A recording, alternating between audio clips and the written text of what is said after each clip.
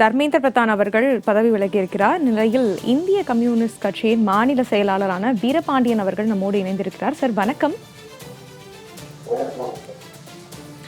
Sir, இந்த பதவி விலகலை நீங்க எப்படி பாக்குறீங்க? உங்களுடைய கருத்துக்களை எங்க கூட பகிர்ந்துக்கோங்க சார். மாணவர்களின் போராட்டத்திற்கு கிடைத்த வெற்றி ஜனநாயகம் வென்று இருக்கிறது. என்னதான் படைபலங்களை கொண்டிருந்தாலும் அதிகாரங்களை கொண்டிருந்தாலும் ஒரு மக்கள் எழுச்சியின் முன்னால், மாணவர் இளைஞர்களின் எழுச்சியின் முன்னால் அரசாங்கம் பணிந்தே ஆக வேண்டும் என்பதற்கு இது ஒரு சான்று. மாணவர்களின் கோரிக்கைகளில் நியாயம் இருந்தது. போராடியவர்கள் சொந்த நாட்டு மாணவர்கள். அவர்கள் போராட்டத்தை போலீஸ் கொண்டு, துணை ராணுவம் கொண்டு மிரட்டியது என்பது சட்டத்துக்கு புறம்பானது, ஜனநாயகத்திற்கு விரோதமானது. ஜனநாயகம் வென்றிருக்கிறது. மாணவர்களின் கோரிக்கைகளின் முதற்கட்டம் வெற்றி பெற்றிருக்கிறது. ஏராளமான கோரிக்கைகள் இருக்கிறது.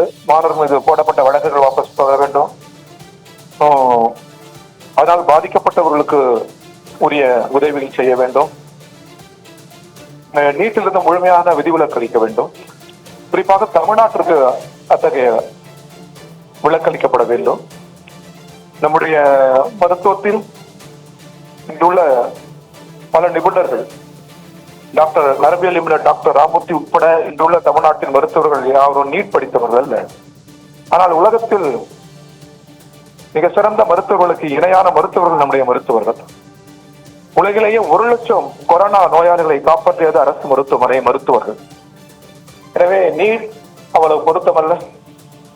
அதிலிருந்து முழு விலக்களிக்கப்பட வேண்டும் என்கிற தமிழ்நாட்டின் கோரிக்கைகளை நாங்கள் ஆதரிக்கிறோம். தொடர்ச்சியாக தமிழ்நாடு அந்த வழியில் இருக்கிறத நாங்கள் ஆதரிக்கிறோம். சார், நீங்க தொடர்ந்து ஆதரிக்கிறோம் என்று தெரிவித்துள்ளீர்கள். தமிழ்நாட்டில் வந்து நீட் விலக்கு வேணும் அப்படின்னு சொல்லி தான் மாணவர்கள் போராட்டத்தை முன் வச்சிருக்காங்க. இப்போ டெல்லியில அப்படின்னு பார்க்கும்பொழுது அவங்க வந்து பதவி விலகுனா போதுங்கிற மாதிரி அவங்களுடைய கோரிக்கைகள் இருந்துச்சு. ஸோ இதை தொடர்ந்து மாணவர்களுடைய மனநிலை என்ன? அடுத்த கட்ட போராட்டத்தை முன்வைக்க வாய்ப்புகள் இருக்கா? மாணவர்கள் அது முதற்கட்ட கோரிக்கை. அடுத்தடுத்த அந்த மாணவ அமைப்புகள் கூட அவர்கள் முன்மொழிவார்கள்.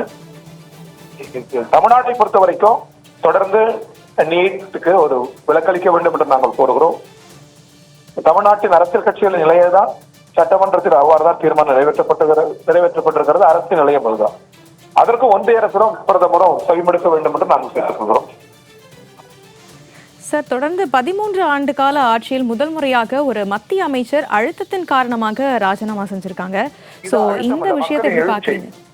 மாணவர்களின் போராட்டம், இளைஞர்களின் போராட்டம், இந்த போராட்டங்களில் நியாயங்கள் இருப்பதால் இந்த போராட்டம் வென்றிருக்கிறது. ஒரு வரியில் சொல்வதென்றால் ஜனநாயகம் வென்றிருக்கிறது.